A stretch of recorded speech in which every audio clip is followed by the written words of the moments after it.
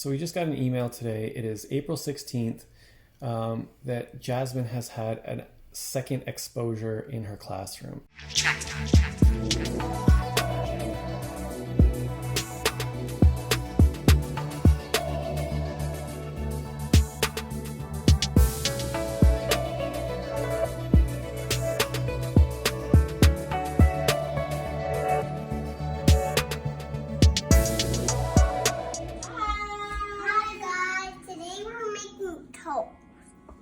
That's right. Today we're making toast.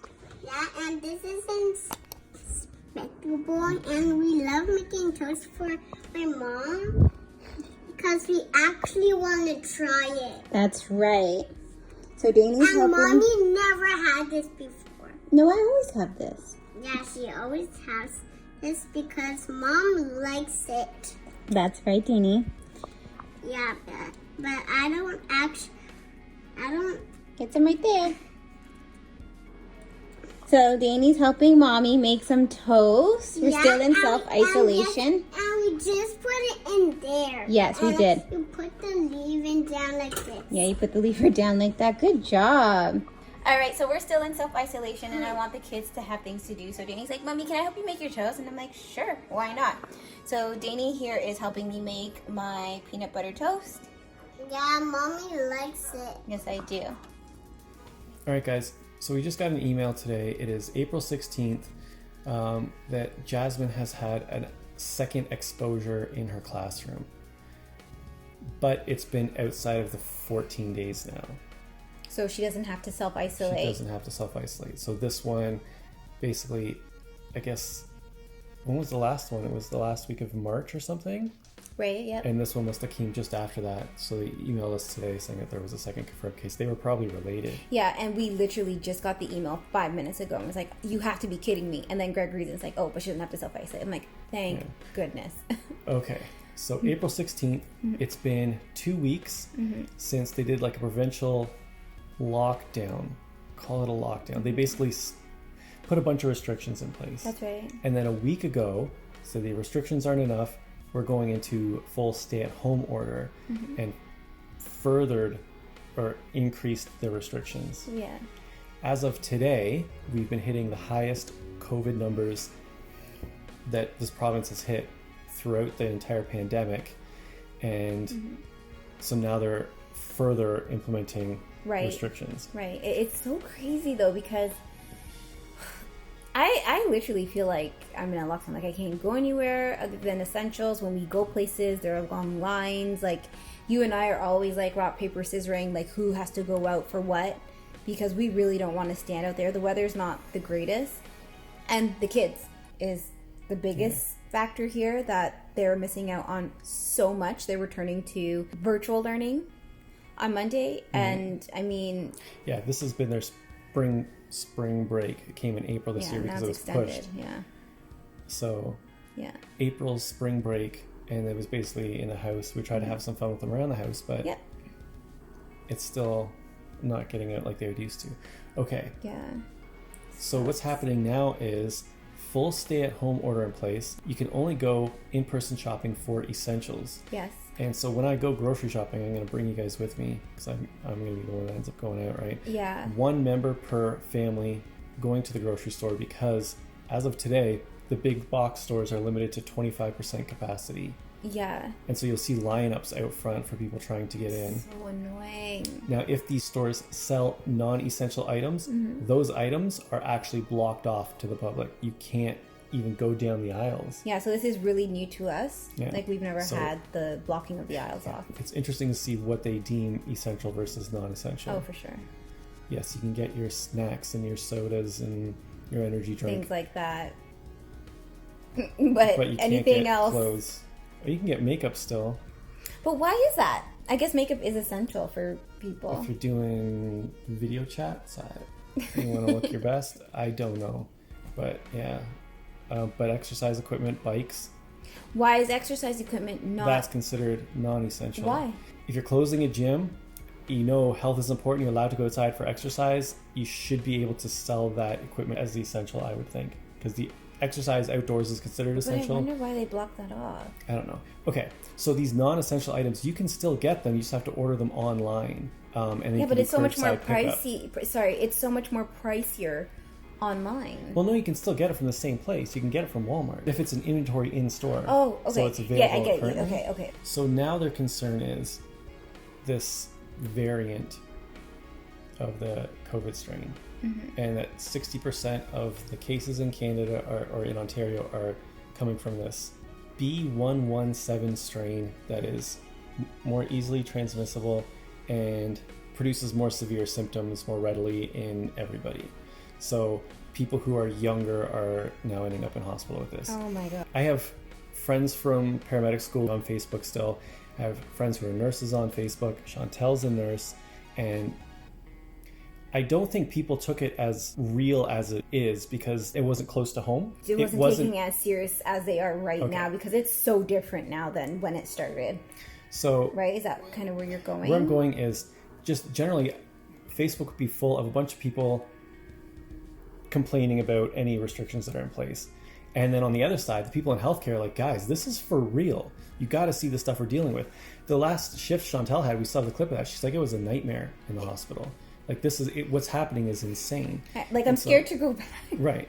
And so it's a friend of mine, his wife, she just posted a long thing on Facebook like, guys, this is real. Like, pediatric departments are being shut down. Like, they're sacrificing units so they have room for more beds. Like, this is actually happening. The paramedics, they're like, guys, just stay home. We're picking up sick people after sick people, and it's all COVID related of all ages. We had a friend, I was just messaging her earlier today, and she got COVID. Young, healthy, and in the gym, active. Yeah, and totally knocked her out.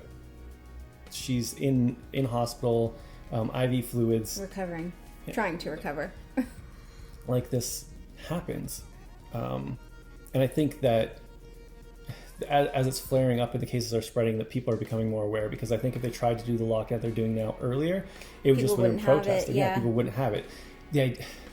I can just imagine where the government's like sort of coming from, trying to appease both sides, and it sucks because I know that they would rather implement the lockdown sooner and just stop it. I kind of wish they did, but I can totally see where the government's we wouldn't be here now. But if you have no cases, and they're saying, hey, we're trying to prevent the cases, people are like, no, this isn't real. This is because, again, you don't know somebody, or so you got to wait till it's flared up like this. And we're having a record number of cases and deaths, and the ICUs bombarded with there's over 780 people or something in ICU, and hundreds of them are on ventilation. It's getting real significant for our population. It's getting real scary out here. That's what's happening in Ontario. And we have universal health care. Everybody's taken care of, and everybody's tested. Everybody can get a vaccine. The way the vaccines are going, though, is age. How are they saying it? So by priority. Priority. So seniors would be first, their priority. Anybody who's higher risk. Yeah. Exactly. High risk. Yeah, anybody who's a frontline worker. Yep. They're getting the vaccine. Anyway, this is what's happening in Ontario right now. Hey guys, so it's just 6:15 and I'm heading out to the hospital for a few hours to help on the postpartum unit. It's been about 3 weeks since I've been able to help out at the hospital because we've been in self-isolation. But like I told you guys, I like to keep my skills up, so if I can pick up a short shift or help where I can, I like to do so. So I'm gonna head out while Greg stays home with the kids, and let's see how the shift goes today. Hopefully it's nothing too crazy.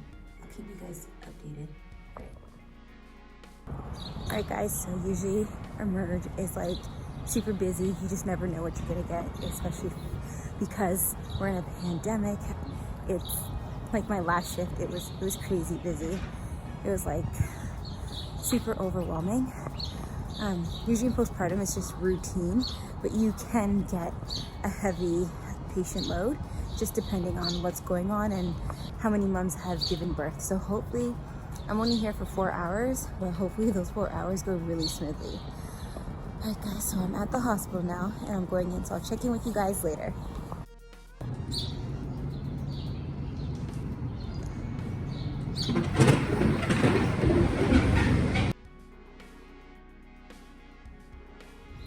Hey guys, so I just finished work and I'm leaving an hour later than I was supposed to because your girl's always late with her documentation, but I got it done and it was a pretty easy shift, only 2 patients, so I really can't complain.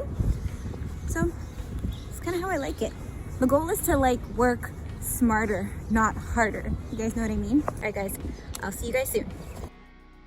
Hey guys, so it's Sunday night, midnight. The girls start school again tomorrow. So they just had their April break this past week, and they're supposed to start back to school tomorrow morning, Monday. But the province is in a lockdown and the schools are closed. So they're back to virtual learning. We got an email today from Amaya's teacher saying that I guess they're having some kind of is it actual class or just a meet around noon? We haven't heard anything from Jasmine's class. We can only assume that it's the same. I don't feel like we're getting all the information that we should be getting. Their normal school time would be like 9 o'clock. Last time they did virtual learning, I believe the timing was different. It's been different every time they've actually done virtual learning. The first time it was like 2 short segments, one in the morning, one in the afternoon. The second time it was more of an actual class type schedule. This time, I have no idea. So I guess we get up in the morning at normal time, try and log them on and see what happens. Maybe there'll be something from the teachers then, but that's where we're at right now. All right guys, so we are back to virtual learning. Here is Danny. Hi Danny. I was just playing upstairs. Okay, we have to be extra quiet, no yelling. Yeah, that's all part of it, isn't it? Today is intro to getting back into virtual learning, Yes. right? So they're just setting up their stations. Amaya's already been on for half an hour. Yeah, and Jasmine actually just got on. She's about to log on. Okay. And we're supposed to keep the house quiet and a nice learning environment for the children. No, with all 3 of them here, I can't clean, I can't get anything done. What's that? Especially with Dinking. He's a baby. He just keeps screaming. Yeah. He's a toddler. A toddler. He's not a toddler, he's a preschooler. A preschool. He's 3. He's going to be 4 in August. Guys, I made this for mommy. It's a wonderful picture that needs to go on the Hall of Fame. All right, so we are just patiently waiting. Yeah, patiently waiting. This is Jasmine's station here. Yeah, it's Jasmine Station. And guys, man, when they're home, virtual learning, it's so chaotic. Everything's all over the place because when they get their breaks, they're touching, they're moving everything. Greg and I are trying to either work out or work downstairs in the office. We can't get anything done because we're called upstairs. It's just so chaotic. School's needed, but we understand during this time it's safe to keep the kids home. But yes, this is day 1, returning to virtual learning. What's that? The link is still not here. It will be. Give them a few It's not 1 minutes. o'clock yet. Jasmine gets impatient. She's like, I need to log on now. Just give them a few minutes, Jazz. Yeah. Today I think they're just doing kind of like a meet and greet, right? Yeah. Just going over the policies and everything. Here's how it's going to be, the new schedule, what it's like. Yeah. And really, I think Jasmine only has about an hour to an hour and a half in the morning and an hour in the afternoon Okay. of learning, and Amaya's, I think, is just a little bit longer. But they're not on the same schedule. Amaya has to do it at 9 and this is the confusing part and the chaotic part because they're both all over the place. Gosh. Like the schedules do not, they're not in sync. Amaya starts at 9 a.m. Jasmine starts at 10 a.m. Dane King has to be home, and there's no way you're going to contain him in some room while these guys do this. There's no way. I have to have lunch. Yeah. He has to have lunch. All right, guys, we'll keep you posted. We'll be back. I have a tooth growing. It didn't fall out.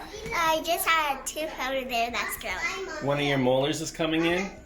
It's at the back. Her 6-year molars at the back, so she's complaining there's a constant annoyance, a spike in the back of her mouth. Does it hurt? Does it keep you from going to sleep at night? Yeah. Why do you have a computer and a tablet? Because I have my tablet because I do my Google Docs on here, and for fancy and cursive writing because I have font. Okay. Yeah. And then here I get to watch when my dad's sharing her screen, so I can do this and that. You don't need paper and a pencil? No. Everything's online? Only the math, because we have our math book. Okay. But you can type on the tablet? I see. And you have no problem using that versus the keyboard on the computer? the keyboard is just too glitchy. Oh, it's glitchy? Yeah. Like delayed? So like when I write it and it's not there, and then once I try to do it again, it's there. Oh, but it's immediate on the... It's good on the iPad. I see. And we need to upgrade that computer. It keeps saying you have to launch it and clean it. Alright guys, I'm done my schooling with 20 minutes. And now I'm just gonna go play, I guess I can do. Have some lunch? I want my bacon. So Jasmine is done, 20 minutes, and virtual school is done for her. Yeah, so Jasmine is going to play, and we're going to be making the kids some lunch soon. Amaya's still on virtual school. What are they doing? So Mrs. Giggles is laughing up a storm over here. You're supposed to be on Google Classroom. Social time. What's social time? What does that mean? Social time is when you get to play with your friends and joke. And now they're doing try not to laugh challenge, and I can't do it. Look. What are you doing? Oh my god. Look. I am looking. That's what I'm doing. Well, I didn't find that funny. Well, it is, because you can't hear it. It is Monday night. The girls' first day back to school. It wasn't back to school. So I was a little disappointed with the way this was set up. We really had no idea what was going on today. We just knew the kids were supposed to be back to school Monday. Right. So Sunday night, or some point on Sunday, we got an email from Amaya's teacher saying that she'd be on at 12:30. Yeah, that was more in the afternoon that we received a text through an app that we have called Remind, stating that they're going to do like a little welcome back, just to know what the expectations would be for the rest of the week. That's all we got, because they're like, oh, parents can join Monday for 15 minutes. We're going to go over the schedule. I was over like listening for the schedule. Jasmine, senior kindergarten class, we knew nothing about until today.